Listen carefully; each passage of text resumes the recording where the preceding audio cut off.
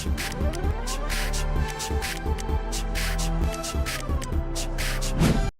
Sahabat Inovasi, jumpa bersama saya Yosi Fatrianti dari Badan Litbang Provinsi Sumatera Selatan. Tentu saja dalam acara One Day One Innovation. Sahabat Inovasi, saat ini inovasi masih menjadi suatu keharusan. Dunia terus berubah, maka kita harus adaptif dan inovatif. Untuk menginspirasi, kami hadir dengan para inovator hebat dengan inovasi-inovasinya dalam acara One Day One Innovation. Nah, sampai inovasi kembali lagi kita ya di podcast One Day One Innovation tentu saja, apalagi kalau tidak berbincang-bincang tentang inovasi. Nah, kali ini kita sudah kedatangan tamu yang tentunya sangat inovatif ya dan akan memberikan kita informasi-informasi seputar inovasinya. Nah, saat ini telah hadir yaitu adik kita Sabira Diva Leilani. Dia adalah mahasiswa inovatif dari Voltekes Palembang dengan judul inovasinya adalah Piah Kukus Ubi Ungu ya sebagai snack untuk remaja kekurangan energi kronik. Nah, seperti apa informasinya, ikuti perbincangan kami dengan narasumber kita. Oke, langsung saja kita sapa. Selamat datang, ini Sabira. Iya, selamat datang. Terima kasih Bu atas sambutannya. Oke, baik. Sehat ya? Iya, alhamdulillah sehat. Masih sekarang saat ini masih masih sekolah ya? Iya, masih kuliah. Masih kuliah ya? Semester akhir. Oh, sudah semester akhir. Oke, baik. Nah, ini tadi dijelaskan bahwa Sabira punya inovasi ya. Nah, ini inovasinya di bidang olahan pangan. Bidang olahan pangan. Oke ya. Nah, ini bisa diceritakan kepada sahabat inovasi, tentunya ini menjadi latar belakang munculnya ide untuk melakukan inovasi ini apa? Sebenarnya kan kenapa latar belakangnya itu karena Indonesia ini pertama Sabira ini kan mahasiswa gizi Bu. Jadi Sabira ini melihat masalah-masalah gizi yang sedang terjadi di Indonesia. Yang pertama yang menjadi sorotan sekarang itu termasuk salah satunya adalah WUS atau wanita usia subur dan terutama ada pada remaja putri. Dan remaja putri ini termasuk salah satu kelompok rawan gizi, di mana kelompok rawan gizi itu biasa terjadi anemia, kurang energi kronik seperti itu. Nah, karena kurang energi kronik ini adalah suatu kejadian di mana seorang remaja putri itu mengalami kekurangan energi atau asupan udah kronik atau itu tuh udah terjadi sangat lama banget. Jadi karena dia udah terjadi sangat lama makanya terjadinya kurang energi kronik. Gimana cara kita mengindikasinya? Dari lingkar lengan atasnya yang kurang dari 23,5. Nah, karena remaja putri ini kan calon ibu dan bagi penerus bangsa ke depannya. Jadi dari itulah kenapa kita juga butuh perhatian khusus bagi remaja putri. Dari menurut data Riskesdas 2018, kejadian kurang energi kronik itu ada di angka 36,3%. Dan itu juga sekarang menjadi perhatian pemerintah. Oke, jadi ini dasarnya ya. Jadi memang saat ini memang kekurangan energi kronik ini menjadi satu permasalahan tersendiri ya bagi kita ya, bagi khususnya di bidang kesehatan, apalagi ini untuk para remaja ya yang nantinya akan ini khusus ini ya, khusus remaja putri ya? Iya, khusus remaja putri. Oke, baik. Ini artinya sasaran inovasinya ini lebih khusus untuk ke remaja putri tadi ya? Remaja putri. Oke, baik. Nah, ini tim inovasinya siapa aja? Dari tim inovasi itu kami dari Poltekkes, sebenarnya kami punya 4 anggota tim. Itu kami memiliki pembimbing yang sama. Dari satu tim itu kami bisa sharing-sharing tentang apa aja sih kekurangan dari produk kami. Biasanya kami melakukan penelitiannya juga barengan Bu, tapi kami punya penelitian masing-masing. Oke, jadi memang Sabira tentu saja bersama tim ya tentunya, dan juga satu guru pembimbing yang sangat berperan ya tentunya ya, memberikan masukan maupun solusi ya bagi untuk menjadikan suatu inovasi ini ya. Nah, ini berapa lama kemarin waktu dari mulai persiapan mungkin ya, dari mulai persiapan dan diskusi-diskusi mencari alternatif ya, sampai benar-benar ini siap menjadi suatu inovasi, kira-kira berapa lama kemarin? Sebenarnya idenya itu muncul dari bulan Oktober kemarin, tahun kemarin, tapi baru dilakukan uji coba, itu awal uji coba pada bulan Januari. Setelah bulan Januari kita melakukan uji organoleptik pada bulan Maret, dan setelah uji organoleptik kita mengirimkan produk kami untuk mengetahui nilai gizi dari produk sebenarnya itu berapa. Itu pada bulan April kemarin, Bu. Oke, jadi kira-kira 6 bulan ya, Iya. kurang lebih 6 bulan Mm-mm. Oktober ya, ya kurang lebih 6 bulan ya, Mm-mm. 6 bulan sampai 7 bulan ya, mulai Iya. dari persiapan apa ya, temanya ya, tema inovasi sampai Inovasi uji coba sampai dengan organoleptik. Sudah sampai organoleptik ini Sudah. ya. Oke, ini sudah baik sekali ya tahapannya ya, sudah sampai ke tahap organoleptik. Nah, sampai sejauh ini ya dari tadi kan sudah sampai organoleptik. Nah, sampai sejauh ini respon dari sebagai sampel ya. Nah, ini seperti apa? Sebagai sampel, kan ini berbahan dasar ubi ungu ya, Bu. Jadi sampel itu kami punya 3 sampel, awalnya itu F1, F2, dan F3. Dari F1, F2, F3 itu ternyata panelis lebih suka dengan sampel yang punya kandungan ubi ungu yang lebih banyak, Bu. Dan dari situ ternyata panelis suka dengan rasa ubi ungu yang lebih pekat daripada rasa yang lebih samar gitu. Dan dari aroma, rasa, dan juga warna, kebetulan karena ubi ungu ini warnanya cantik ya, Bu. Jadi di produknya itu termasuk salah satu daya tarik bagi panelis juga, Bu. Jadi memang dari tes organoleptik, jadi kita melihat ya sejauh mana kesukaan dari panelisnya ya, dari yang melakukan uji cobanya ya. Nah, sebenarnya kalau kita lihat ini kan Pia atau bakpia ya. Oke, nah ini bahannya sendiri sebenarnya mungkin sama ya. Cuman ini ada ubi ungunya. Nah, ini untuk lebih jelasnya apa fungsi dari ubi ungu ini sendiri, atau apakah ini menjadi bahan pengganti atau seperti apa? Yang pertama itu ubi ungu ini dijadikan sebagai bahan penambahan, Bu. Kita masih menggunakan formulasi awal, tapi kita tambahkan itu ini tape ubi ungu, dan dengan inovasi isiannya tuh kayak flah susu keju gitu. Nah, untuk kenapa harus ubi ungu? Apa kelebihan dari si ubi ungu ini? Karena pertama kalau kita lihat dari sisi orang awam dulu, pertama itu kita tahu bahwa ubi ungu ini salah satu makanan yang banyak di Indonesia ya, Bu. Kayak makanan lokal, pangan lokal.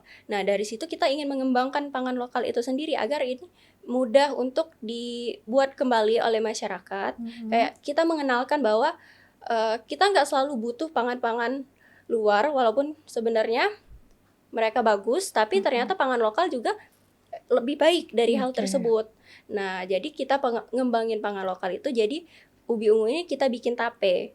Dan tape, kenapa tape ubi ungu? Karena tape ubi ungu ini kan melalui proses yang namanya reaksi oksidasi reduksi dalam biologi. Nah, itu tuh menghasilkan energi, Bu. Jadi kan kalau kurang energi kronik itu jelas kekurangan energi pada jangka panjang.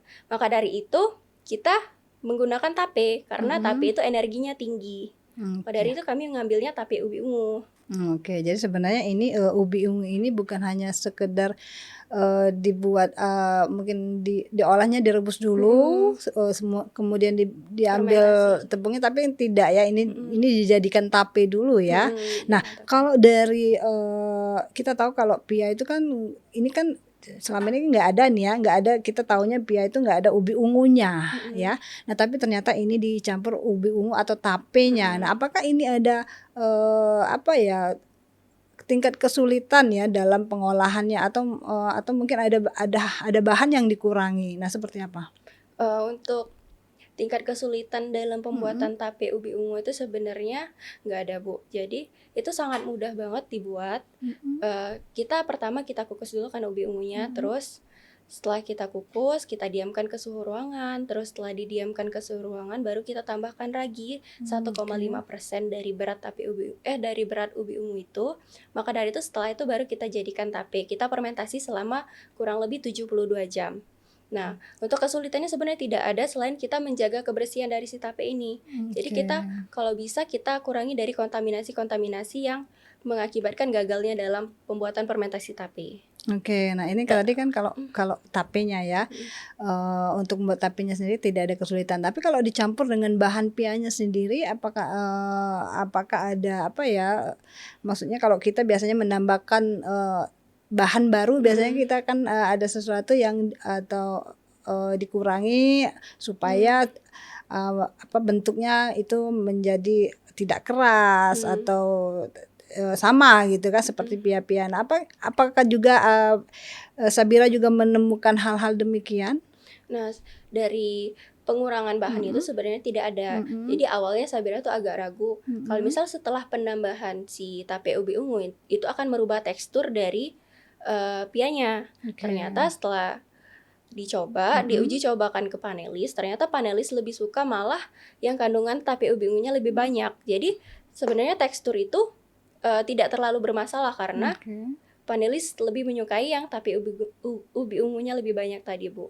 Oke, jadi tidak sedikit pun mengurangi komposisi tepung ya? Tidak.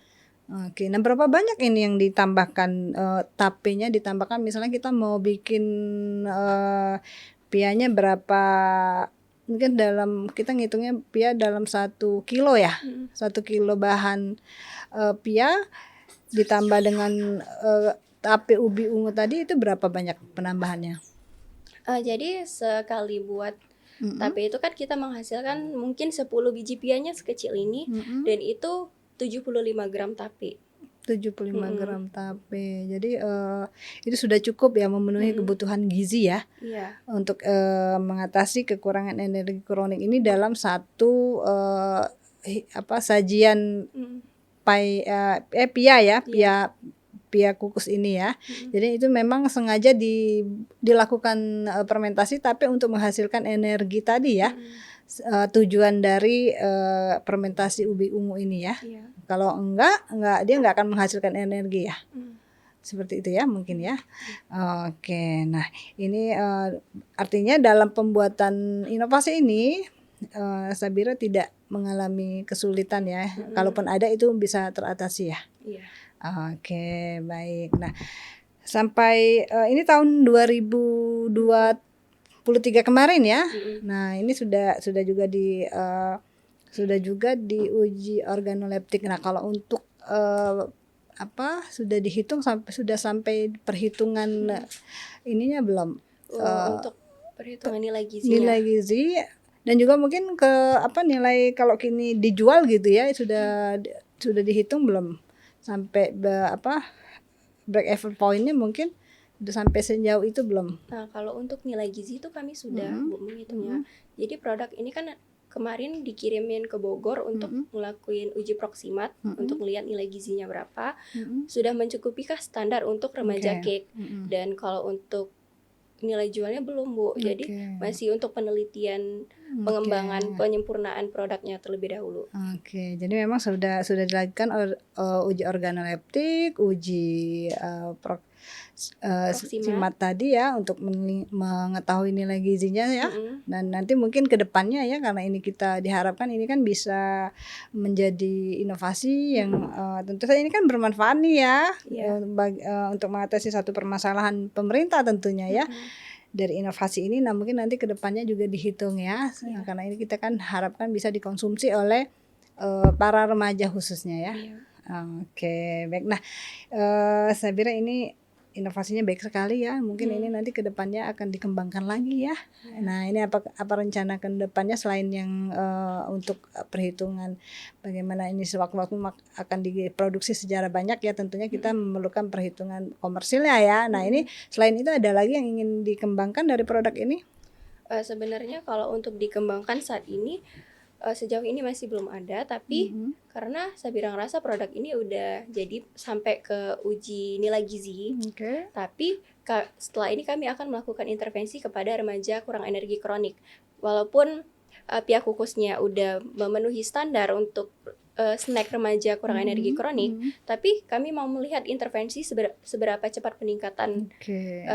nilai ini status gizi remaja putrinya terhadap konsumsi pihak kukusuk. Oke, jadi seberapa jauh ya Mhm. pengaruhnya dari, snack ini ya. Iya. Jadi kalau memang ini, cukup, mempengaruhi ya, dan bisa mengatasi kekurangan energi tersebut, nah ini sangat baik sekali tentunya ya, dan ini Iya. bisa dilanjutkan untuk ke depannya ya. Ya, oke, baik.